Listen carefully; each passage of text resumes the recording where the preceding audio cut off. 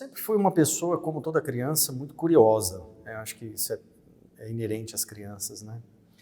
E eu me lembro que quando criança eu ficava muito fascinado com a natureza, com a possibilidade de descobrir coisas da natureza, coletar espécies da natureza e conservar em casa em vidro, material. Então isso sempre fez parte da minha história, essa curiosidade pela natureza. Mas até então eu não tinha a mínima noção de que isso algum dia poderia ser traduzido em ciência, né?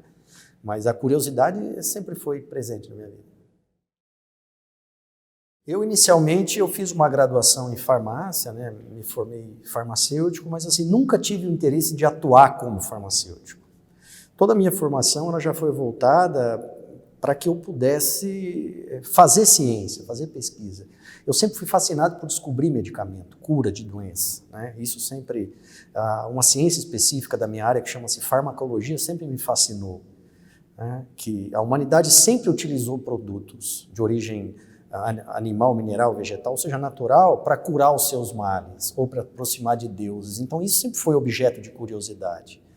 Então assim que eu me graduei em farmácia, eu tentei buscar uma maneira de me aproximar disso, como um sonho, né? E não necessariamente trabalhar como farmacêutico. E aí primeiro eu fiz uma especialização normal em farmacologia. Depois eu entrei num mestrado em ciências farmacêuticas, para pesquisar basicamente química de produtos naturais. Descobri os constituintes químicos numa área específica chamada farmacognosia. Então ali a gente identificava novas moléculas, tentava atribuir atividade para essas moléculas. Então isso foi o meu primeiro contato assim, mais próximo com o que eu faço hoje, né? Depois disso, eu tive um lapso de tempo em que eu comecei a lecionar na universidade e comecei a fazer pesquisas esporádicas. Foi quando eu me interessei por doenças cardíacas. Aí eu comecei a pensar em química de produtos naturais e em doença cardíaca. E quando eu fui para o doutorado na Universidade Federal do Paraná, aí sim eu fiz uma imersão. Aí eu comecei a estudar doenças cardíacas, relacionando o tratamento dessas doenças com o que a população utiliza como fonte natural de possível controle dessas doenças, o que nós chamamos de etnobotânica ou etnomedicina. E com isso fui estudar que espécie era usada, o que tinha de produto químico dentro dessas espécies e se elas realmente serviam para alguma coisa, ou não, ou para validar ou refutar o uso dessas espécies. Então com isso nós começamos a estudar se essas espécies eram diuréticas, se baixavam pressão, se funcionavam para proteger a insuficiência cardíaca, o infarto, a pressão alta. E isso nos levou a avançar cada vez mais, né? No pós-doutorado eu comecei a trabalhar a avançar os estudos com uma espécie propriamente dita, e nós culminamos com um ensaio clínico em pacientes, até no desenvolvimento de produtos. Meu orientador de mestrado, já é falecido, ele na realidade trabalhava com a parte mais de química de produtos naturais. A minha orientadora de doutorado, hoje aposentada, trabalhava com farmacologia cardiovascular. Então quem fez o casamento fui eu, né, de produtos naturais para tratar doença cardíaca. E o fato de estar aqui no Mato Grosso do Sul, onde nós temos uma biodiversidade gigantesca, pelo menos 3 biomas à disposição aqui no estado, favorece muito quem pesquisa nessa área, né? Apesar de você estar longe dos grandes centros do país, é onde o material biológico está disponível. Então, é o lugar mais adequado para fazer esse tipo de estudo. No primeiro momento, a gente entrevista aquelas pessoas que têm conhecimento, que nós chamamos de etnomedicinal, que é o uso cultural das plantas. Então, são curandeiros, raizeiros, ribeirinhos, quilombolas, indígenas, que aqui no estado tem muito, né? Dourados é uma cidade que tem 2 aldeias com uma média aí de 25 mil indígenas. Então eles detêm muito conhecimento. Então com isso a gente consegue ter acesso a quais as espécies que são utilizadas e para quais patologias. E a partir disso, com essa informação nas mãos, inicia os estudos.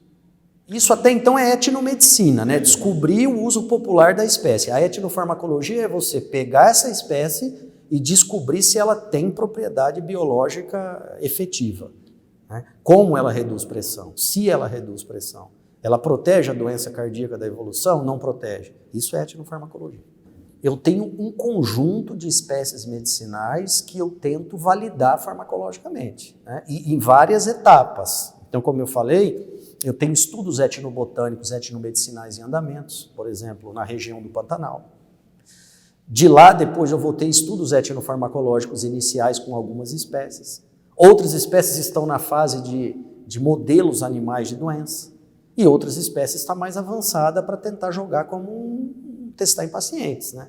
Então eu não tenho uma única pergunta, eu tenho um conjunto de espécies que me oferecem informações e eu tento responder essas perguntas. Basicamente população usa? Usa. É tóxica? Não. Funciona para a doença? Por qual mecanismo ela atua?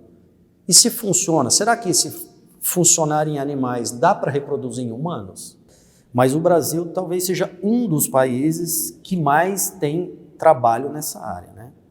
Apesar de que são poucos os cientistas que fazem o que nós chamamos de estudo etnofarmacológico completo, que faz desde a base, que é o botânico, até tentar chegar no produto. A maioria deles fazem pedaços. Basicamente, a minha pesquisa ela tem, vamos separar assim, em 4 etapas bem definidas. A primeira são os levantamentos etnobotânicos, quando a gente consegue descobrir quais as espécies, que isso é um estudo também longo, porque você tem que entrevistar pessoas, você tem que ir com as pessoas no local de coleta, identificar essa espécie para ter certeza que é ela, e aí você traça um perfil etnomedicinal da região. Feito isso, você elege a espécie que ainda não foi estudada, por revisão de literatura. Depois você coleta a espécie. Você prepara o que nós chamamos de extrato, ou o produto, o medicamento a ser testado, de acordo com o que a população usa.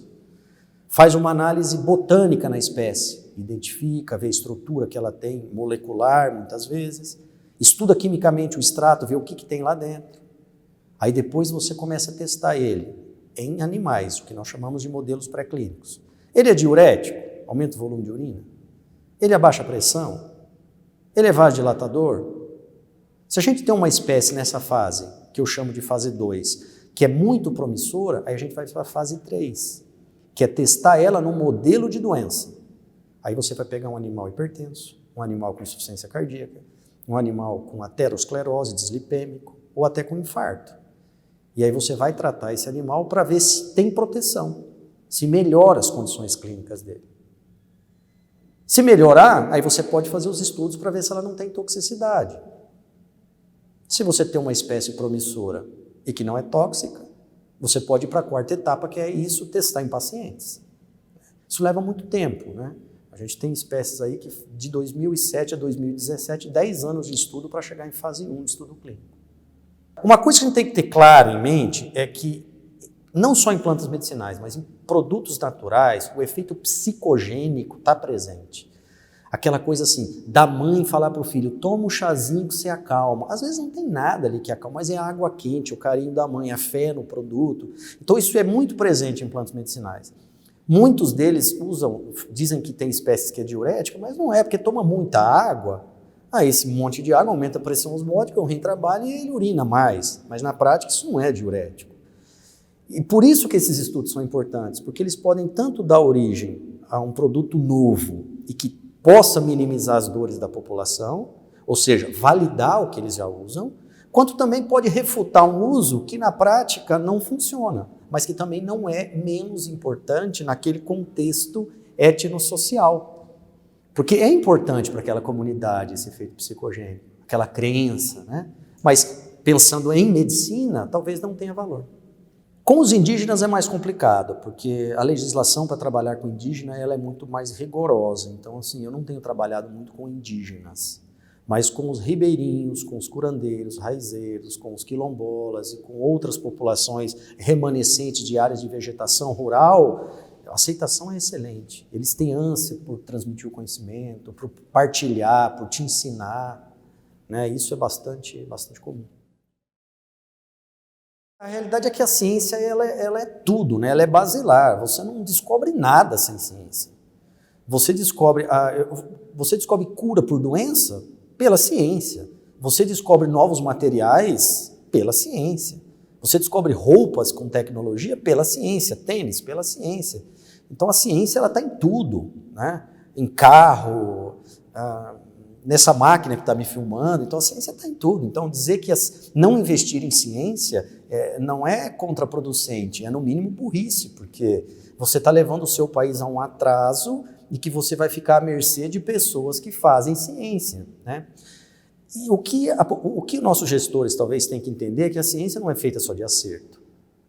Para que você acerte, você tem que errar muito, né? As boas ideias nascem de muitos erros, às vezes de erros. Um exemplo clássico é o antibiótico mais conhecido da humanidade, que é a penicilina. A penicilina foi descoberta ao acaso porque uma placa de bactéria ficou parada lá enquanto o cientista saiu, o Fleming, aquilo cresceu um fungo e matou a bactéria. Então veja que foi completamente ao acaso. Então não adianta o governo querer que toda pesquisa gere produto. Não gerará, né? A pesquisa ela tem que ser feita com método, coerência, mas e boa parte dela não vai dar resultado. Mas se você não incentivar, nenhuma dará. Eu acho que são duas vertentes. Eu acho que o jovem que quer, ele tem que buscar a trabalhar na área. Hoje o Brasil ele tem muitos programas de pós-graduação, muitos programas bons, e tem programas em áreas específicas. Então ele tem que se identificar com uma área e ir de fundo, e com coragem se aprofundar naquela área, como eu fiz, né? Nem sempre a estrada é muito retilínea, ela é tortuosa, é difícil, mas é possível vencer. A questão hoje no país é que nem sempre haverá emprego como docente para esses alunos, né? Não tem universidade suficiente para abranger esse número de doutores. Então o que precisa é que efetivamente essa pesquisa gere produtos, pequenas empresas, para que esses próprios nossos doutores, nossos alunos, possam ter uma fonte de renda viável, né?